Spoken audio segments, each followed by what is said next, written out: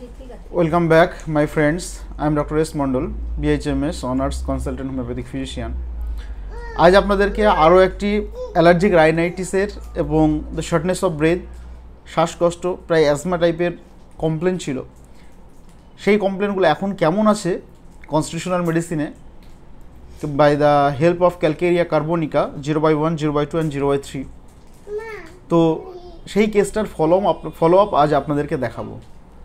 পেশেন্টটা কিন্তু 3 বার, আজকে তার 4th ভিজিট আর কি, 15 দিন করে, টোটাল 2 মাস হচ্ছে, মানে 1.5 মাসের মধ্যে কতটা ইমপ্রুভ হয়েছে সেটাই দেখাবো। জাস্ট এই কেসটাতে, এর কেসটা আরও একবার আপনাদেরকে শেয়ার করেছি এবং সেটা ছাড়াও এখন কতটা ইমপ্রুভ হয়েছে এখন সেটাই আজ দেখাবো।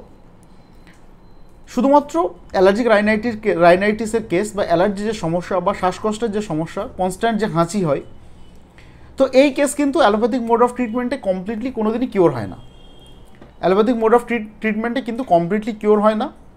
সেখানে বিভিন্ন টাইপের স্টেরয়েডাল মেডিসিন বা অ্যান্টি অ্যালার্জিক বা অ্যান্টি হিস্টামিনিক যে ড্রাগসগুলো আছে সেগুলো ইউজ করা হয়, কিন্তু কমপ্লিটলি কিওর হয় না। But in our treatment, in our constitutional homeopathic treatment, patient improve a lot, patient tends to cure without মেডিসিনে। পেশেন্ট কিন্তু সারা একটু লাইফস্টাইল মেনটেন করে সারা জীবন কিন্তু সুস্থভাবে চলতে পারে।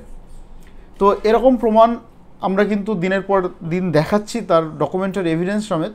তো সেই কেসটাই আপনাদেরকে আজকে শেয়ার করব, তার সমস্ত কেস টেকিং শিট, তার রিপোর্টপত্র এবং সর্বশেষ আমি পেশেন্টের কাছ থেকে তার স্টেটমেন্ট নেব। তার গার্জেন আছে, একটা বাচ্চা মেয়ে Farhana Khatun, 11 years old child. তো সেই বাচ্চা মেয়েটা এখন কতটা ইমপ্রুভ আছে, কতটা ভালো আছে, তার মুখ থেকে আমরা শোনাবো। তার গার্জেন আছে, তাদের কাছ থেকেও শোনাবো।